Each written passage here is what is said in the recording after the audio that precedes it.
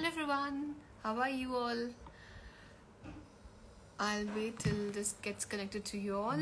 I'm really excited that after a very long time, we are gonna go live with one of our. Hi Angie, hi Susannah.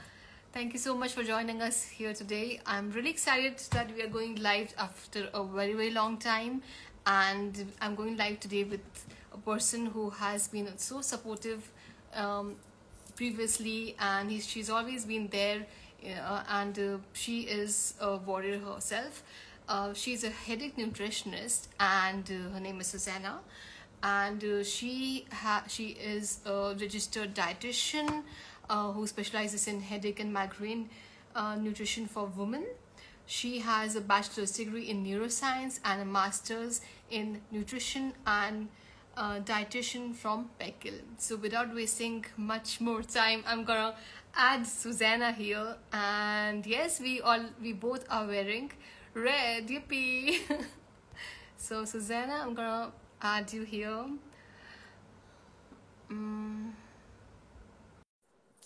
Thank you everyone for joining. This is going to be a great session where we'll be talking about headaches. Hey! Hello! Oh It's been a while. Good. How are you? It's so good I'm to see doing you. well. I'm glad to see you as well. Thank you so much for always being so sweet and so supportive. Of course. You as well. Thank you so much. And I have to tell you this, that it's been 6-7 months I've not done a live session, and when I wanted to do live, Susannah was the first person that I could think of. I said, let's call her and request her if we can go live today. Perfect. Yeah, let's get this rolling again and get your live set up again. That's how supportive she is. So thank you, Susannah, once again. And as I was telling everyone, that you are a registered dietitian, and you specialize in headache and migraine nutrition for women. And that's right. In the past, we have had also got a chance to do this live session when you taught us about stress and headaches and the stress bucket. And you also told us a little about the kind of supplements one should take when a person is having headaches and migraines. Magnesium being on the top of the list. Yes, it is. I have personally really added those things in my routine. Pumpkin seeds, as suggested by you earlier, along with some of the supplements, and it does really help. Thank you so much for all your advice. And since then till now, we have added into many of our new supporters, and I just want them to know about headache once again from you. Great. So, yeah, well, thank you for having me, because nutrition is just such a fundamental part, but when we go through the medical system, it's not talked about nearly enough. So I love these opportunities to just, talk to more people, to answer some questions, and to, hear what people are wondering about and how nutrition can really make such a big difference. Yes, thank you so much. And I remember you telling us about how you have overcome your headache problems, and you have had so many hours of surgery, 10 hours you said, right? Yes. And you had chronic headache problems, and then you started your journey towards nutrition. Would you like to briefly tell a little about that, please? Yeah, sure. So 9 years ago, I had a brain surgery to remove a benign tumor that was sitting on my brainstem, pushing on my brainstem. And the brainstem is where all of our vitals, breathing and heartbeat, that's where it's happening. So they, of course, rushed me into surgery. It was a 10-hour surgery to remove it. They got rid of most of it. And then after that, I developed chronic daily headaches. So typically the brain heals very quickly. So the brain, typically these types of surgeries, people can actually return to work within 6 weeks. Wasn't the case for me, but I developed chronic daily headaches and episodic migraine. So occasionally I would get migraine attacks as well. And so for years I dealt with the you know, the typical medical system where you're trying to get to the why is this happening, and they all just kind of shrugged and said, well, we've done all the tests and we have no idea why this is happening. Like, there's barely any of the brain tumor left, so it's certainly not caused by that. The surgery is completely healed. And so it just left me feeling, you know, hopeless, and that I was going to deal with this for the rest of my life. And I know so many others, even if they didn't have quite the same journey that I did, it's a very similar journey in that we're left feeling such, you know, that we have no control over the headaches, and that our only option is to take medication, whereas that's not the case. So I really got involved in, so I was already a dietitian at that point, but of course in dietetic school, we don't learn about migraine conditions or headache conditions. It's a bit too specific, perhaps, or maybe they just, you know, the diabetes is a big issue that we talk about a lot. And in medical school, it's even worse than that. They only have one course that's in nutrition. So just the knowledge isn't quite there. So I really dove into the research, and I said, okay, there must be some connections here that I can take control for myself. And there's really so much that we can do around nutrition, bringing down inflammation, balancing our hormones, just bringing down toxin levels, and finding out some of our trigger foods, and healing the gut. All of that combined makes such a huge difference for headache control. And then once you have control, then it's kind of like the train has left the station. Once it's slow to start, and a lot of people might get discouraged, yes. Especially when changing the diet. You know, you're changing the diet, you're thinking you're doing all the right things, and the train is very slow to leave the station. So you need to, you know, stick on it, and then it starts picking up speed. And with each year, things get better. But on top of that, I think another thing that's people aren't really aware of is that a healthy diet is not the same thing as a headache-free diet. So it's not just about eating better. So a lot of people say, oh, I don't need a nutritionist. I already eat better. Or I don't need to work with anyone. I already eat really well. And there's a lot of nuances and stuff to work through. And that's why I work with people one-on-one, to really help with their headaches and to gain control. Oh, that's such a information that a healthy diet doesn't mean that it is headache-free diet. So that's exactly why you need a nutritionist, and that's how they play a very, very important role. Basis on your condition, diet is prescribed. I can see one of the comments, Comment Positivity has written, how are you feeling now, doctor? How am I feeling now?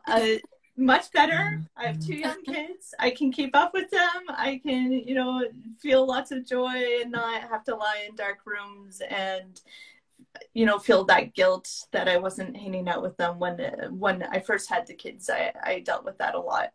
So now I've gained that control, and it's all about, there's no cure to headache conditions. But there is reversal. So there's always hope for everyone. Absolutely. And now we can see you here, so beautiful, and you are so much glowing since last time I saw you. Now you're more, you know, you're looking so vibrant and so beautiful. Thank you. Thank you. Yeah. So the other question I want to ask you, since you're dealing with a lot of patients, does MS patients come very often to you asking about headache problems or something? Is there a lot of complaint of headaches? Not often. I have worked with a couple, but I would say not often, even though I know it's a huge overlapping kind of condition, that anyone with MS are much more likely to deal with a headache or a migraine condition. And there's just so many overlapping nutrition protocols too to help that, I wish I could work with more people, and because I know it would make a massive difference, because as I said, the approach is very similar. It doesn't matter what the diagnosis is, because the underlying, when we can treat the gut, when we can do a gut protocol and do gut repair, a lot of inflammation is brought down. And so the conditions and the diagnosis isn't as important because they're all so overlapping with that inflammation anyways, that yeah, the protocol kind of really helps many different groups of people. All right, thank you. I can see while speaking to you, I'll keep taking a few questions that's come popping up on the screen. So if you guys have any question, you can of course write your question. I'm going to ask Susannah. So I can see one question here by Russell News. He's written, Doctor, at times I have to stay up overnight for work and day. After that, I'm usually very dizzy and have headaches. How do I cope up with that? Yeah, that's so staying up late for work. Is that what it was? I missed the beginning. Yeah. Okay. Yeah. So shift workers especially is very difficult because as soon as the headache brain loves routine. So as soon as you break that routine, then it's very likely to trigger a headache, or anyone who does deal with a migraine condition, it's likely to trigger a migraine attack. So anything out of routine will definitely be a huge factor. So do whatever you can to stay in that routine, and then really be super conscious those nights that you know you have to stay up late, or you're doing a shift work or something like that, that you're doing all the other things that you possibly can. So you're eating extra well those days, you're drinking a lot more water than you normally would. You might want to throw in some electrolytes on those evenings as well, getting extra sleep leading up to it, making sure that you're getting adequate sleep leading up to it, taking a few extra supplements maybe at that time, making sure you're getting magnesium through food as well, having a source of fish the day before or that day, if you can have that for your evening meal. Those omega-3s can help, you know, bring down the inflammation a bit. So really doing anything you can on that day leading up to it. So rather than waiting until you've gone through a night where you haven't slept or pulling in an all-nighter or anything like that, just leading up to that, doing it whatever you possibly can to keep things just at that level, at the baseline level. Yeah, so does it happen that people who are working till late or have shift jobs, they usually complain a lot about headaches? That they usually what? Sorry, say that again. Complain a lot about headaches than the other people? I definitely think it's much more common in shift workers because you're messing with your sleep a lot more. And because that's not the only thing that gets thrown off is sleep. It's your eating patterns get thrown off. No, you're no longer following your circadian rhythm, which would be eating during daylight hours. So instead, a lot of people will end up eating at night. So that's throwing off your gut bacteria, and they also have a circadian rhythm. So there's just many factors that can get thrown off. I haven't seen data on it, but I can just imagine that shift work would increase the frequency of headaches for sure. Absolutely. Like the way it said that if someone is, you know, not sleeping during the night, that is also bad. Your 8 to 10 hours sleep is important, but night sleep is more important than breaking up into several hours of day sleep. Yes, that's exactly right. Yeah, that you want that big chunk. And it's the same idea. If someone's their sleep is constantly broken up, they can't fall asleep, then that's a really big trigger. I say there's kind of three main foundations to think about: is how is your sleep, how is your stress levels, and then how is your nutrition. And addressing all three at the same time is really important, because often we'll say, oh, okay, I'm working on my diet now, and okay, it didn't do anything, now I'll work on something else. But it has to be everything all at once. And I find that's kind of the same case when people are looking for what foods are triggering their headaches, that they're looking for that one food that caused a headache, when really it's a whole factorial of things. It could be that one food along with 10 other things that added up to that point. So yeah, there's a lot to look at, and that's why it's good to work with someone to guide you through it, with someone who's been there before and able to walk people through, this is the next thing to think about. And yeah. Yes, absolutely. And imagine you for treating yourself, you became a nutritionist. And that's how Yes. important it is, just not just for others, but it's for your health also.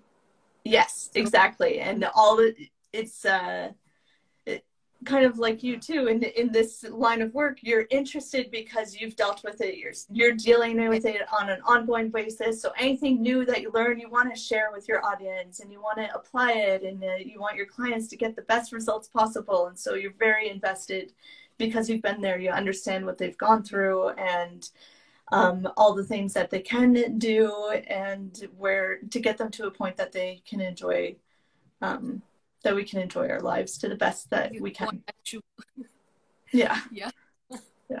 yes. I can see a question by Mishobear39. She has written, my neurologist connected me with a dietitian to help me with the inflammation associated with MS. I Mm-hmm. noticed since I got COVID in January, nothing is helping. Any Okay. suggestions on different supplements that I can take? Okay.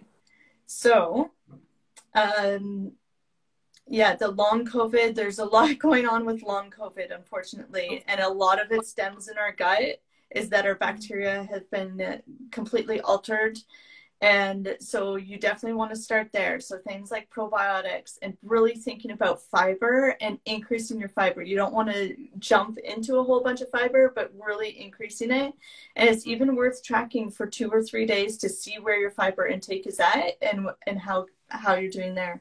Another way to look at diversity of foods is to think of how many varieties of plant foods you're taking in a week, and it should be 35 or more. So that's another step that someone can do at home, is just do some tracking of anytime you're taking in a plant food, count it and see how close you are to that 35 different plant. And what's important there is that each plant has its own microbiome. So when we ingest it, then we're giving more diversity to our microbiome.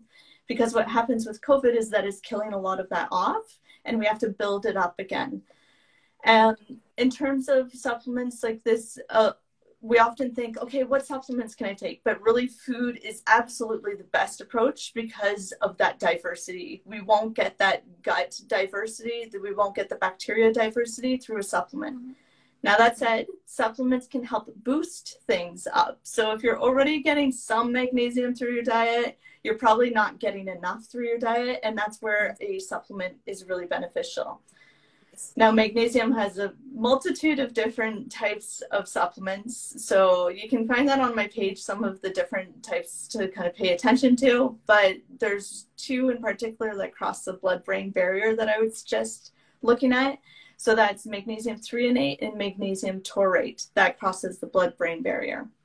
So making sure that you're choosing one of those, and then some other forms of magnesium are also beneficial in other ways. It's good to combine, but always think, okay, where am I getting my magnesium through food?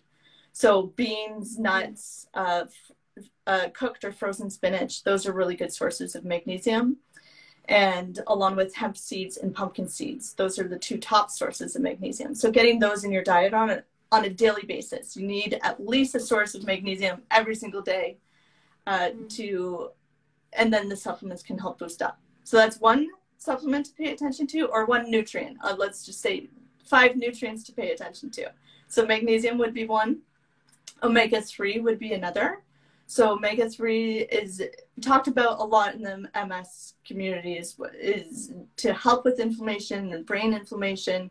Taking omega-3s is often talked about. So again, you do want to get it through food first. So things like salmon, sardines, trout, herring, and mackerel. Those are the 5 top sources of omega-3 fish. So getting those fish on a regular basis, at least twice a week, and then boosting things up with a daily omega-3 supplement. And something that omega-3 should also be taken with food, because you want a fat source in the food to help absorb the omega-3. I've seen a lot of people take fish oil on an empty stomach in the morning, and it's just not going to be absorbed the same way. Okay, all right. Yeah. Just a follow-up question of this omega-3 only. Yeah. Someone, Carlman Positivity, has written that, doctor, what is the best source of omega-3? I'm a vegetarian, so can't have fish. And Okay. flaxseed doesn't me either. Then what can I do in this situation? Okay, so not flax seeds either? Okay. Mm-hmm. So in that case, algae, seaweed are sources of omega-3s too, and getting an algae fish oil, or it's not called fish oil, but algae oil supplement would be useful in that case. Okay. Yeah, so in that case, I would definitely recommend some supplementation in that case. But there are a lot of good tests that you can get run as well, so that you're not taking supplements needlessly, or, you know, just taking advice when someone's not actually working with you. It's much more important to work with someone so it can be more pinpointed advice. But there's a micronutrient test through Vibrant. There's a couple of different labs actually that offer the micronutrient test. It's in the $500 range, but I find it's so worth it for anyone, because it's looking at over 40 different nutrients, and then you know exactly which ones you're low in, because otherwise it's just a guessing game. We're saying, okay, these are the 5 top supplements to pay attention to, because those are the ones you're most likely deficient in if you're dealing with headaches. But really, like, every single person is so different, and that might be 20% of the population that needs those nutrients, but then for someone it might be something different. But doing that micronutrient test is very revealing. But yeah, the algae supplement in that case would be great. Okay. All right. Thank you.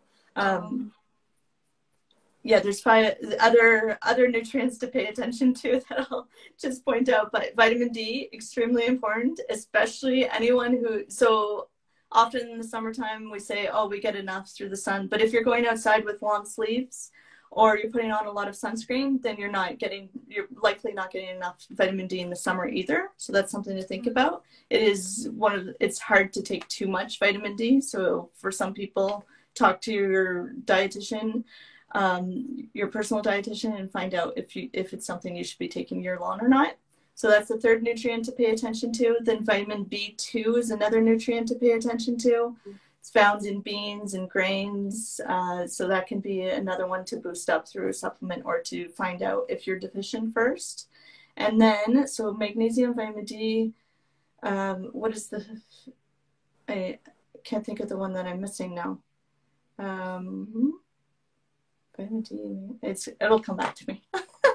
It'll come back to me when we, riboflavin, magnesium. Oh, CoQ10. CoQ10 is the 5th one. Okay. Yes. Yeah. People talk a lot about nowadays. Yeah, about it. Yeah. So it's a more expensive supplement, but it's totally worth it in my mind, because there are several research studies to indicate that the headache population is more likely to be deficient in CoQ10.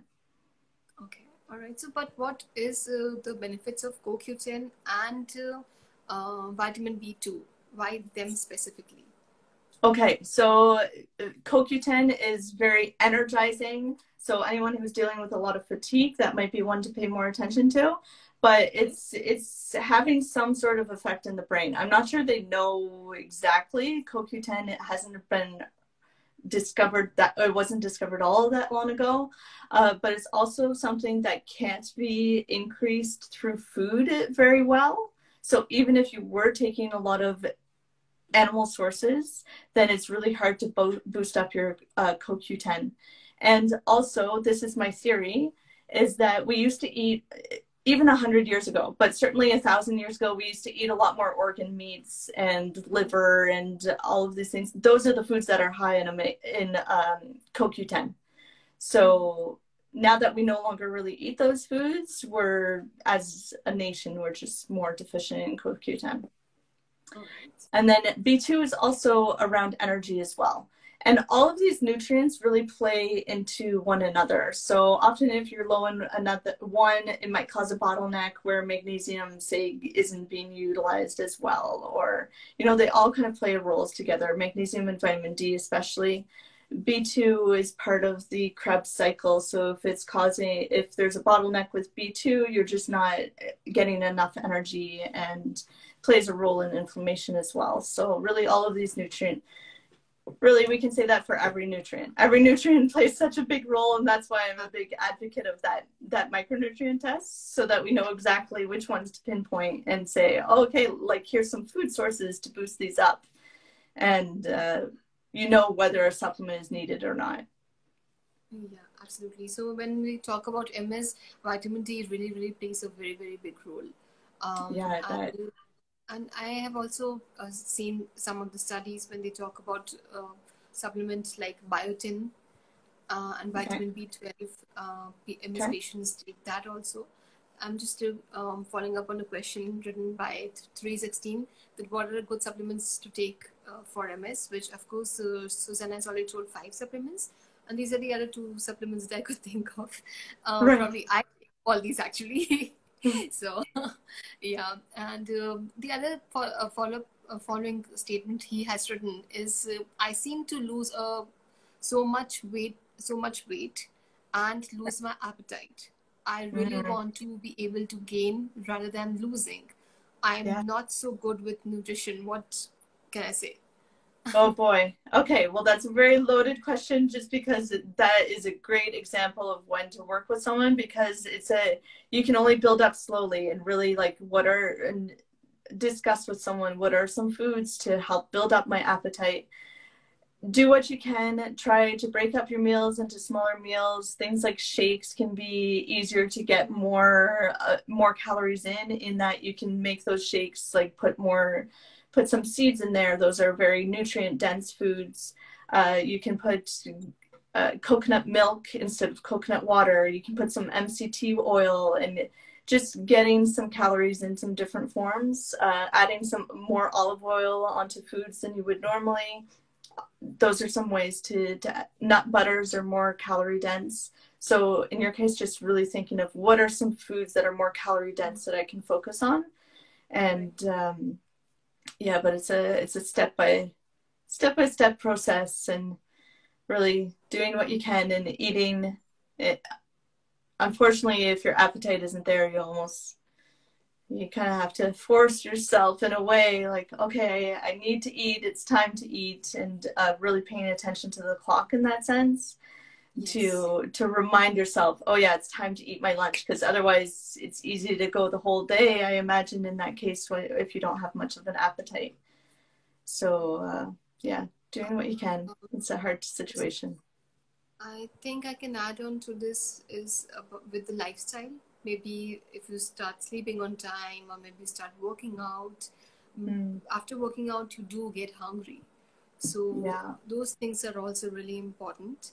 And I remember last time we spoke about things like intermittent fasting and or breaking up the meals in small portions of the day and proper Hmm. eating. So these things can also probably help. Yeah. What do you think of Susanna intermittent fasting? Is it still, very much beneficial for people with MS? Uh, yes and no. So it's something I practice myself. I practice more what I call therapeutic fasting. So it's longer fast but less often. And the the research is compelling, but not there yet for chronic conditions. But it's showing some positive benefits.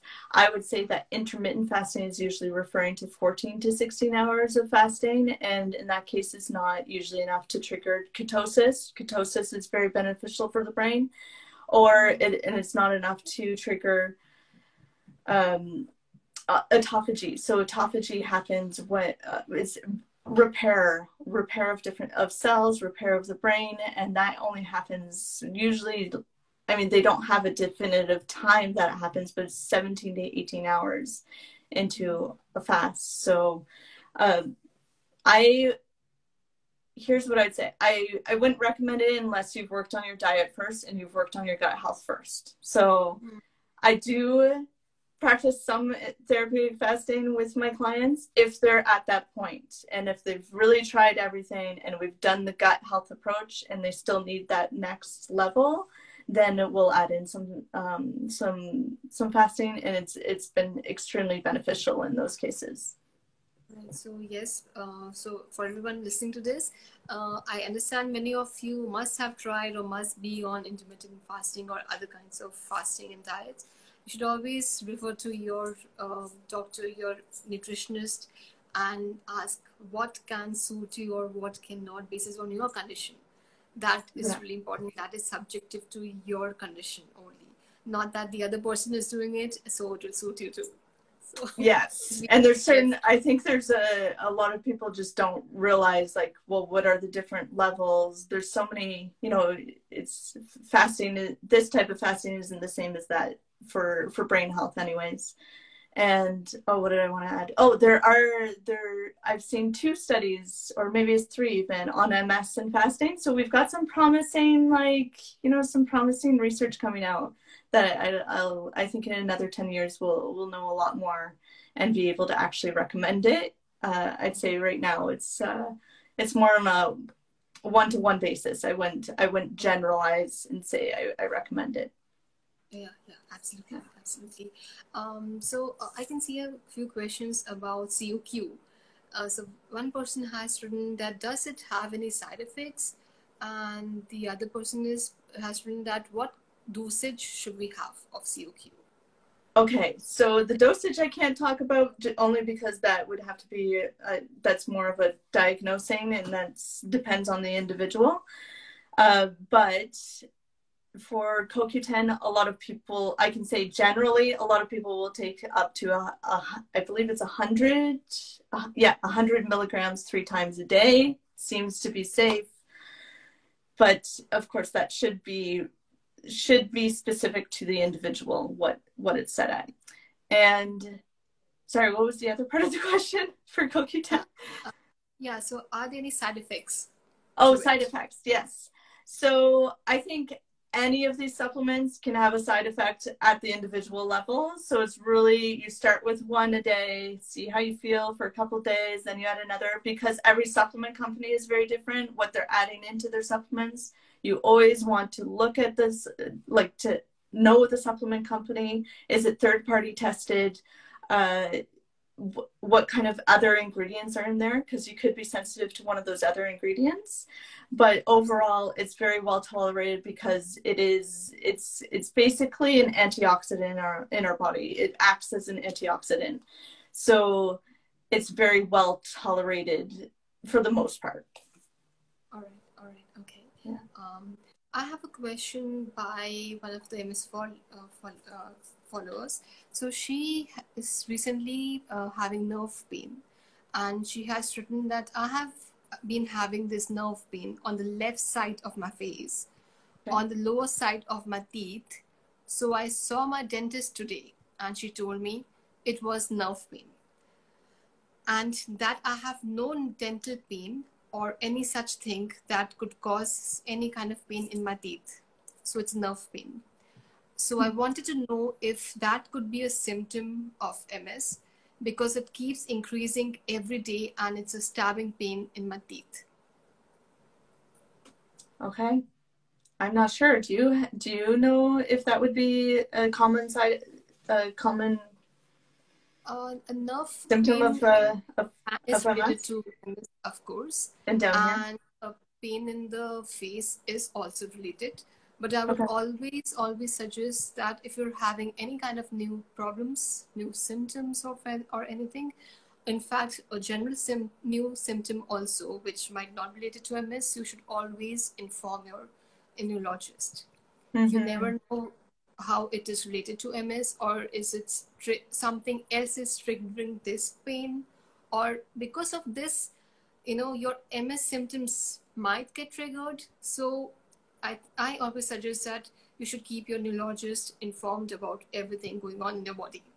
You should know what their patient is going through, and that's how your treatment depends on everything. So keep your neurologist informed about this, and if it is a new pain, then please go and speak to your neurologist.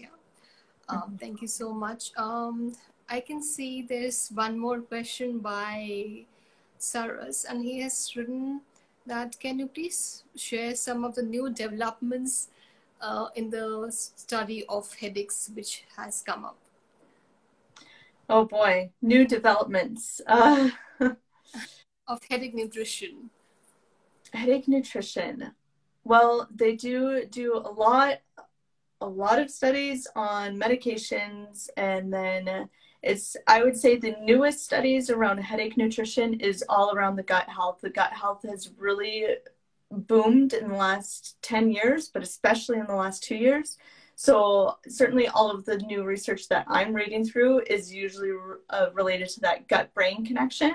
So we have the vagus nerve that attaches between the two. So if you think of it as kind of like a cable, it's a really thick bundle of nerves that's passing between the brain and the stomach. And that's why we call the stomach the second brain.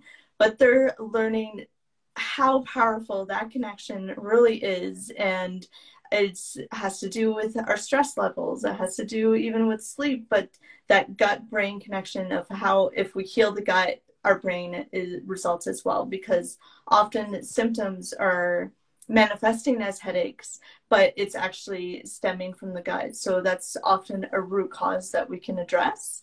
So something like different migraine conditions, it's often genetic, almost always genetic. Or in my case, like my headache condition is not genetic, but I had a severe trauma, or in other cases, someone might have a concussion, or even childhood trauma, or a very stressful event. Any of those can cause different headache conditions. So, yeah, so kind of looking, I would say gut health nutrition is the biggest area of interest right now, and how we can repair the gut to repair the brain. So that's where a lot of the research is going right now.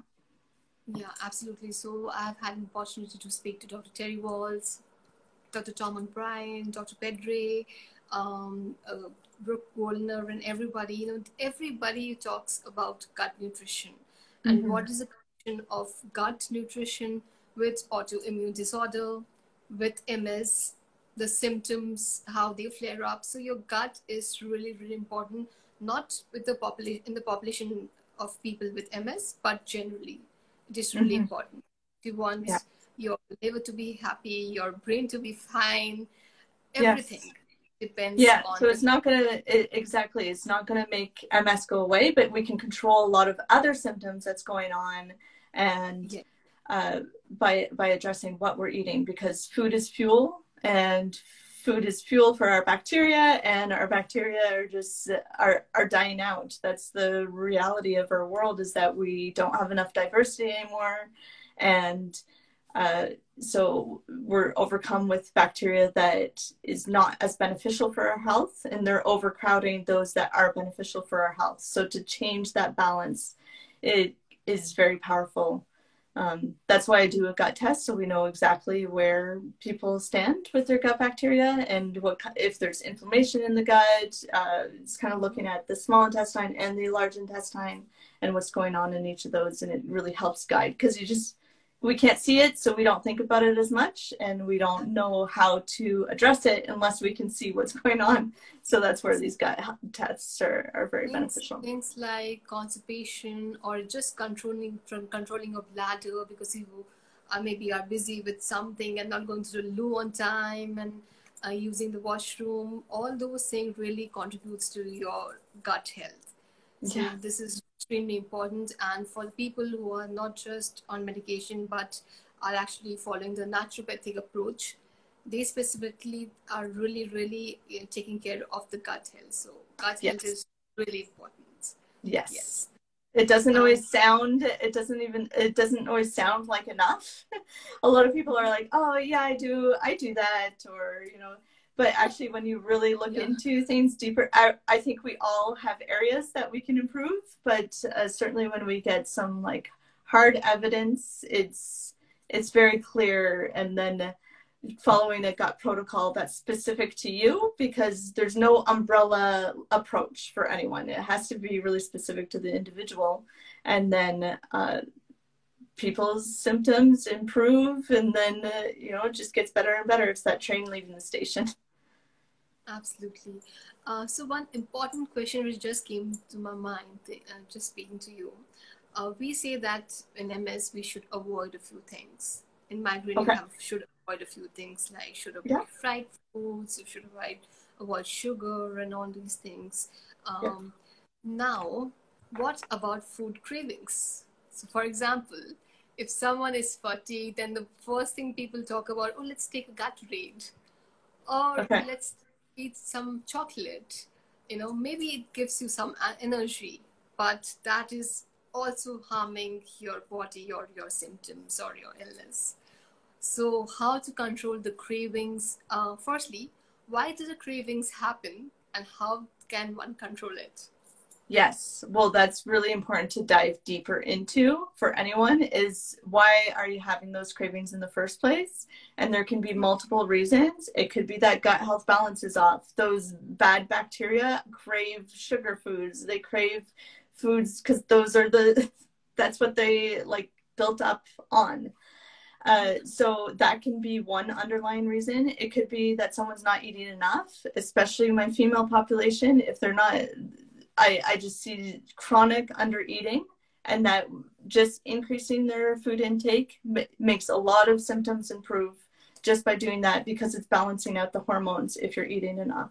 So that's something to really pay attention to. Yeah, gut health, eating enough, stress, controlling stress. Stress is, I mean, you have a bad day and you want certain foods. That's just kind of our innate reality. So finding other ways to deal with stress and attacking it, or, you know, attacking that stress before you get that opportunity to even feel the craving. So, you know, you're going to have a stressful day, start off the stressful day with some meditation, or as soon as you get off work, do some deep breathing or do a little bit of exercise.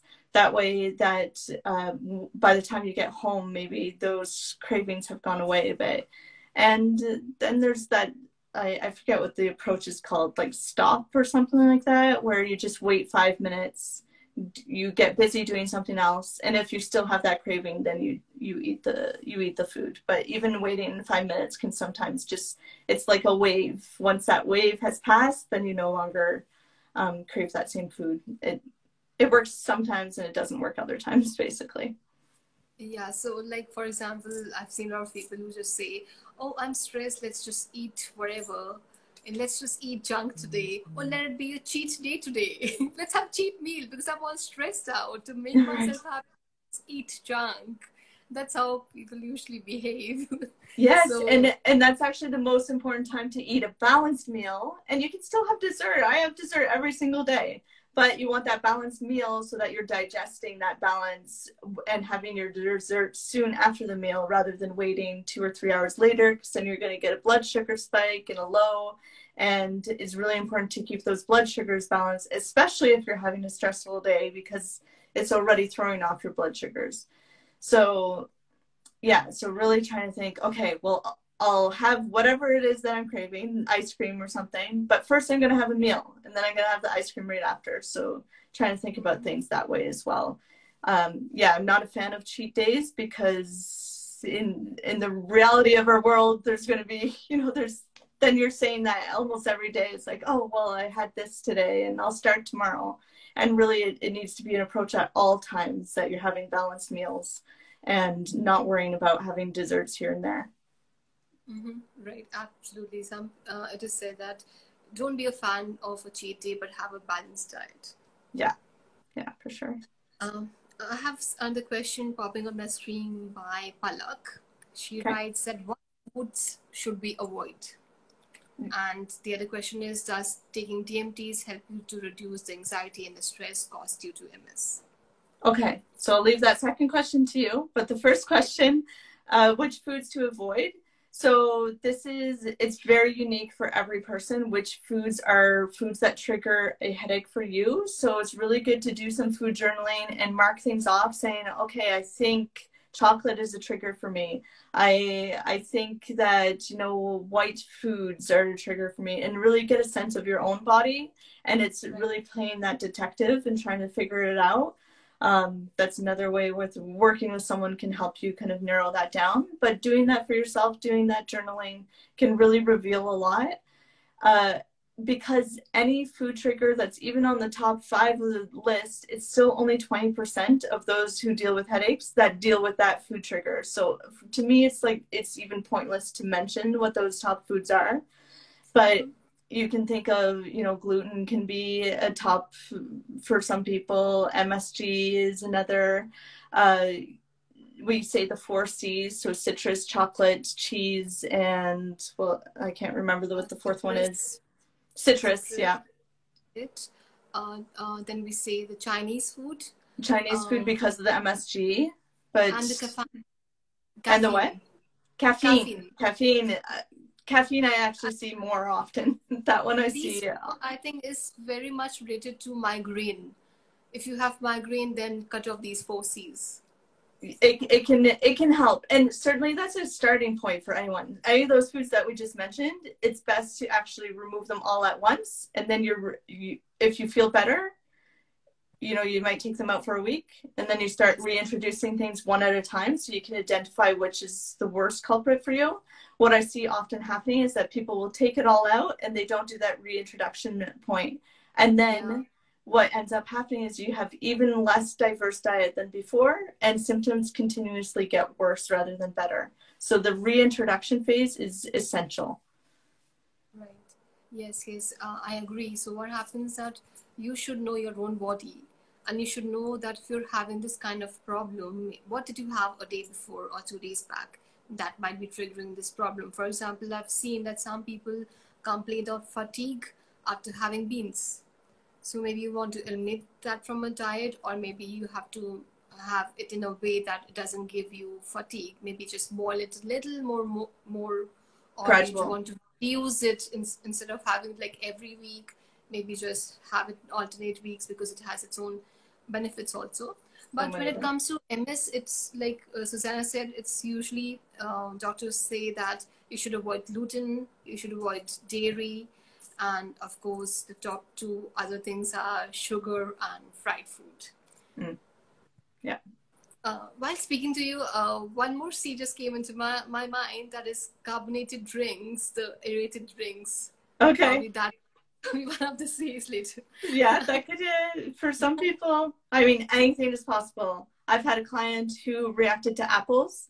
I had a client who reacted to spinach 72 hours after she ate spinach. So that one was a very hard one to trap.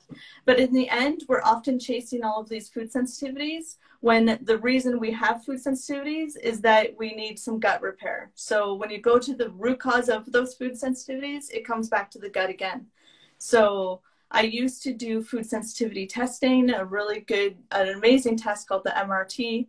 And it's great, but you're removing a lot of foods, and then it takes a long time to reintroduce them and then food sensitivities also change. So what bothers you this year might be completely different next year.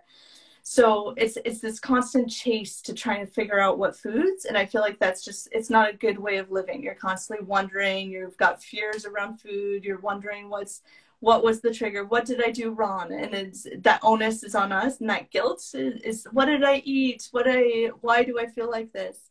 When the reality is we can't control our environment to that degree. And so it's much better to target gut health and really repair the gut so that those food sensitivities decrease rather than increase. Right, absolutely. I can see a question about carbonated drinks, about soda such as Pepsi in regards to headache and overall health. It's been 3 years since I had a soda last. Nice. Okay, well, I feel like there's no redeeming qualities to sodas and pops. So that is probably, I mean, we mentioned what foods to avoid. That is certainly, I wouldn't say sparkling water is a problem, but those, you're adding just so much glucose, fructose, and, all that. It's just a lot of chemicals and stuff that it's harmful to our gut. That's the reality. So, and the diet isn't any better. So yeah, slowly cut it out and really be conscious of those as much as possible, and try to switch to, you can have some flavored waters or something instead. Right. Speaking of the stress and anxiety, which was in the previous question by Palak, I guess stress and anxiety can be by the external factors, maybe because of the thing that you have an illness and you have to live with it forever. That can also add into your stress and anxiety. It is also one factor. MS alone doesn't cause it, but the pressure of having an illness and how to dealing with the disease can cause it. MS can cause depression, of course. So if you ever think that or feel that you are sad without a reason, maybe you just want to cry without a reason, you don't even know why you want to cry. I can say that because recently when I had a relapse in January, I was sad. I don't know why. I was just sad. I wanted to cry. I don't know why. When I consulted my doctor, he said it's the MS depression. And it can be possible because last year was very much heavy on you. You had COVID and people you loved had COVID and you had been through so much. Maybe it's a compilation of everything in last year, and then I had a flare added up to my depression and anxiety levels with MS.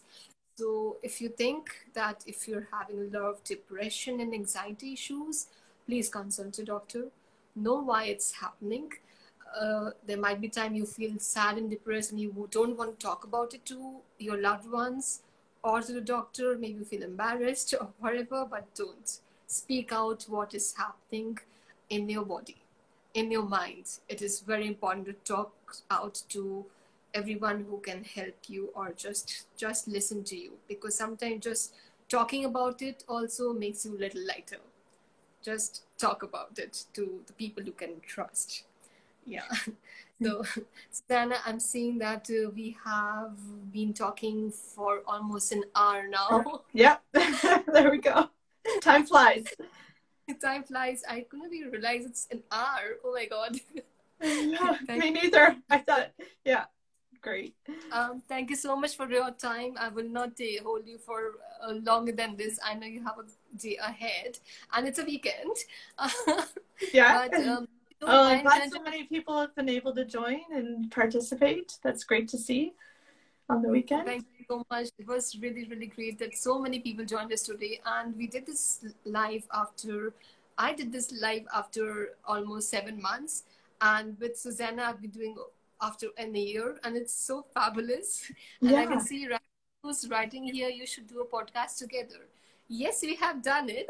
And I'm coming up with a second season of 10 Minutes of MS podcast once again. And Susannah will be on it again. Yes, absolutely. I love those 10-minute segments. They're so digestible and you focus on, you're clear and concise, focus on the topic at hand. I love those. Thank you so much. Thank you, Susannah, for all your support. It was such a great pleasure speaking to you today. Always is. Always thank you for your wonderful support. And today you answered so many questions of all the audience. Good. I'm sure everybody's happy. I hope that was helpful. Yes. Well, thank you for chatting with me, and have a wonderful day and wonderful evening for you. Thank you. And everybody watching us here, please go and follow Susannah. And yes, if you can mention her, she's a wonderful nutritionist and she can probably guide you in every way she can. Awesome. All right. Thank you so much. Everybody can contact you? So through Instagram is great. And if there's any questions that we didn't address or if anything that you'd like to follow up on, then just send me a DM and I'm happy to, chat with you that way. I think that's the best place for us to follow up. Yeah. Thank you so much, Susannah. Have a wonderful day ahead. And have you too. Week. Okay. Thank you. Bye. Bye. Thank you. Thanks a lot. So thank you everyone for joining us today. I'm really sorry. So thank you everyone for joining us today. Before leaving, I'm gonna talk about one question that I have just seen by Jenna, and she's written, can COVID make a flare worse? I haven't had a long intense flare. COVID can actually, so it depends from person to person again. I've seen people who have had COVID and did not have any kind of problems, whereas I've seen people who have had COVID and their MS symptoms became worse. So I think it's quite subjective, depends on your body, your lifestyle, your diet, your routine. It all depends on that. So yes, it can give you a little bit of problems, And it and there is now a problem of long COVID, which many people are having nowadays, including me. I had long COVID for around 7-8 months, and after that I got flare up. So things happened, and of course, even if things are happening, you have problems, it will get resolved. But I'll always suggest speak to your neurologist, keep him informed about everything which is going on in your body, in your mind, in everything. So since we are MS patients and we have an autoimmune disorder, we'll have to take care of our body and mind ourselves. So keep in touch, and we'll be meeting you once again with another wonderful session. And thank you, Susannah, once again for being here. And guys, go and follow her and speak to her if you have any kind of requirements in terms of nutritionist. Thank you so much again. Have a good weekend. Bye-bye.